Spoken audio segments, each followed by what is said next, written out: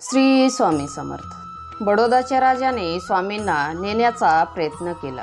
श्री स्वामी चरित्र सारामृत अध्याय 5। एका राजाने ठरवले स्वामी समर्थांना अक्कलकोटातून बडोद्याला घेऊन जायचे। त्यासाठी लाखो रुपयांचे आमिष दाखवले गेले, मोठमोठ्या युक्त्या रचल्या गेल्या, पण स्वामी समर्थांनी दिलेले उत्तर ऐकून सर्वजण थक्क झाले।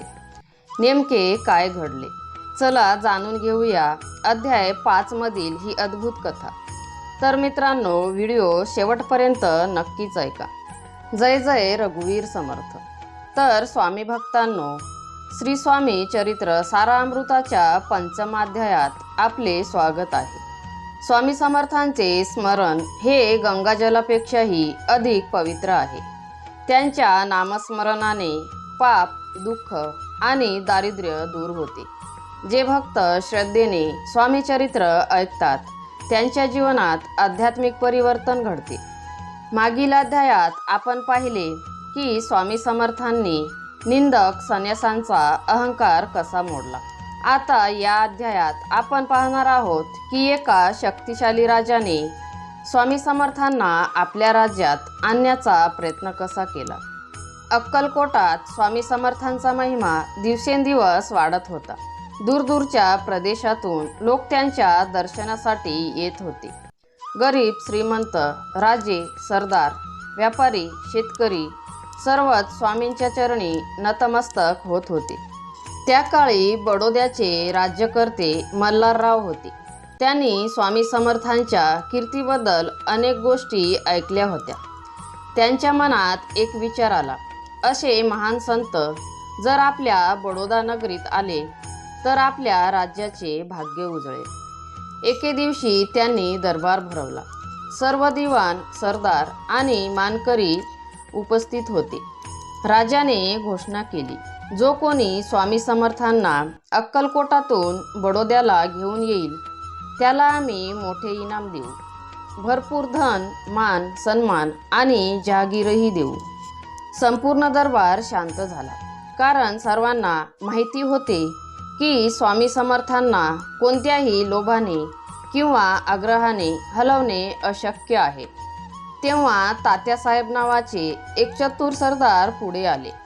त्यांनी आत्मविश्वासाने सांगितले, महाराज, मी हा प्रयत्न करतो। मी स्वामी समर्थांना बडोद्याला आणण्याचा प्रयत्न करीन। राजा अतिशय आनंदी झाला। त्यांनी तात्यासाहेबांना भरपूर धन, सेवक आणि आवश्यक व्यवस्था करून दिली। तात्यासाहेब लगेच अक्कलकोटला पोहोचले। अक्कलकोटात प्रवेश करताच त्यांना एक वेगळंच वातावरण जाणवले।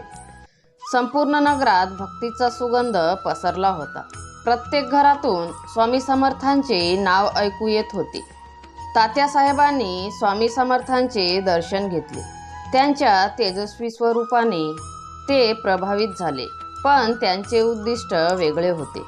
त्यांनी पाहिले की अक्कलकोटचे राजघराणे, नागरिक, स्त्रिया, पुरुष आणि विशेषतः चोळप्पा यांच्यावर स्वामींची किती कृपा आहे हे सर्व पाहून तात्यासाहेबांच्या मनात प्रश्न निर्माण झाला।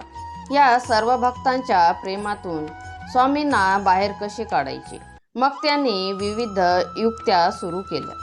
ब्राह्मण भोजन घातले, मोठमोठी दाने दिली, सेवकांना प्रसन्न करण्याचा प्रयत्न केला, स्वामींच्या पूजेसाठी मौल्यवान वस्तू अर्पण केल्या। त्यांना वाटले की धन आणि सन्मानामुळे कार्य साध्य होईल, परंतु अनेक दिवस प्रयत्न करूनही काहीच यश मिळाले नाही। तात्यासाहेब निराश झाले। मग त्यांनी एक नवीन डाव आखला। ते थेट चोळप्पाकडे गेले। चोळप्पा स्वामींचा अत्यंत जवळचा सेवक होता। जर तो तयार झाला तर कदाचित कार्य साध्य होईल, असे त्यांना वाटले। तात्यासाहेब म्हणाले, जर तुम्ही स्वामी समर्थांना बडोद्याला घेऊन आला तर महाराज तुम्हाला मोठे इनाम देतील, जहागीर देतील, दरबारात मान मिळेल, तुमचे जीवन बदलेल। या गोष्टी ऐकून चोळप्पाच्या मनात क्षणभर मोह निर्माण झाला। जहागिरी, संपत्ती आणि सन्मान यांची आशा त्यांच्या मनात निर्माण झाली। एके दिवशी स्वामी समर्थ आनंदी मुद्रेत बसले असताना चोळप्पाने नम्रपणे विनंती केली, स्वामी कृपा करून बडोद्याला चला, तेथे तुमचा मोठा सन्मान होईल. मला देखील मोठे धन आणि मान मिळेल.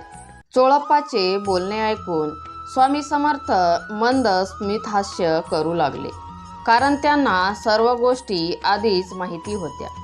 मग त्यांनी अत्यंत थोडक्यात पण प्रभावी उत्तर दिले. मल्हाररावांच्या अंतःकरणात खरी भक्ती नाही, मग आम्ही बडोद्याला कशासाठी जावे? हे ऐकताच चोळप्पा निरुत्तर झाला.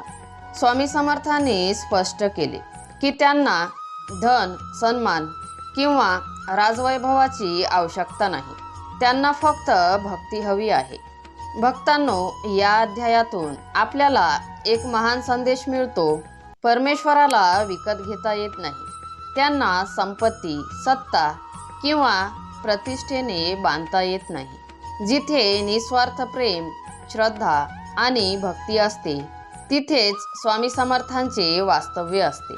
स्वामी समर्थांना राजमहालापेक्षा भक्तांचे निर्मळ हृदय अधिक प्रिय असते. जय जय रघुवीर समर्थ. बडोद्याच्या राजाने स्वामी समर्थांना आपल्या राज्यात आणण्यासाठी मोठमोठ्या योजना आखल्या. धन, मान, सन्मान आणि जहागिरीचे आमिष दाखवले गेले. पण स्वामी समर्थांनी दिलेले उत्तर आजही प्रत्येक भक्ताला विचार करायला लावते. जय जय रघुवीर समर्थ. कमेंटमध्ये लिहा.